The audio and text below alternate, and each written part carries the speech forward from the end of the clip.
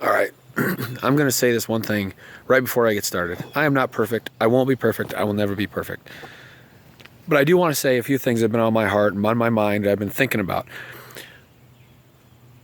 As Americans, we have to understand that whoever's going to be the next president does not have the answer, does not have what we need to make America great again. The people that need to make it great again is us. Not only us as Americans, but I'm going to go one step farther, maybe two steps farther. Families. We need families back in America. We need people, we need fathers that are going to step up, that are going to do what they need to do.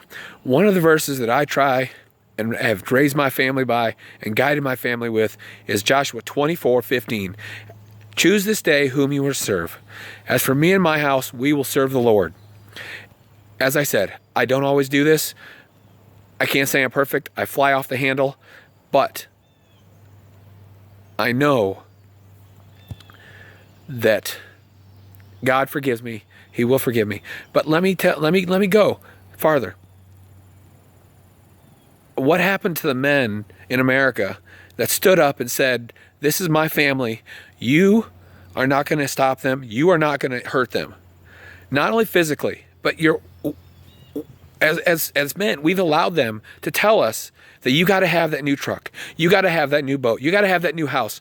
That takes our time away from our families, from raising our families, sending our wives out, sending the mothers out into the homes so that we can have what we want. That is what is hurting America. Not all these people. Yes, there are threats. There are things that are going on. But deep down, this happened 40, 50 years ago. We've let them creep in.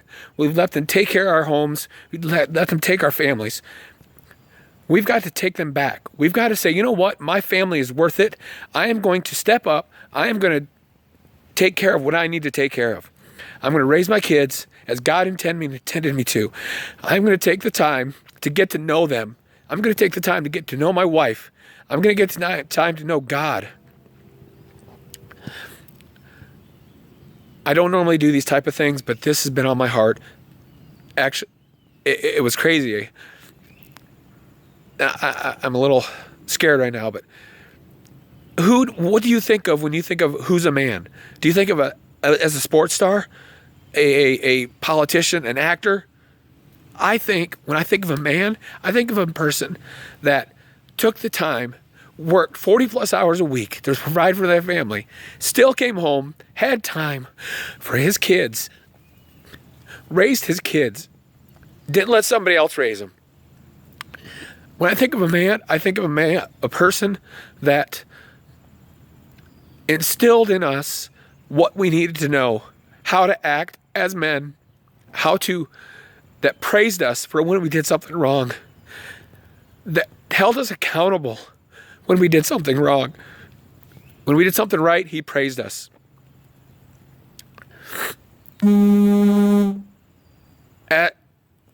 man takes the time to get to know his kids, takes the time to understand who they are. If I grow up, and when I am grown up, if I end up being half the father, half the man that my dad is, I'll be doing pretty good.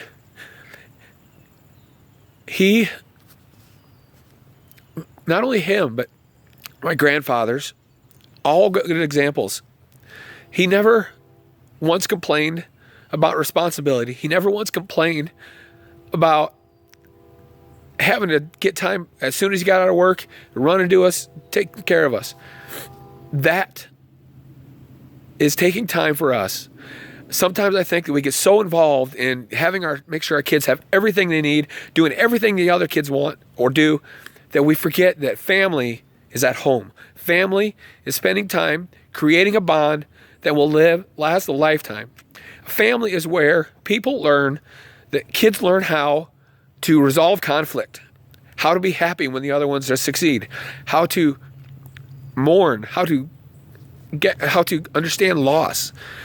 But if we don't take the time to do that, we won't ever understand. They won't ever understand. Men, we have to not only raise our sons We have to raise our daughters too. Our sons need us to show them how to be a man. Our daughters need us to show them what a man is, so when they find a husband, they know and they understand that that's what I want. I want that.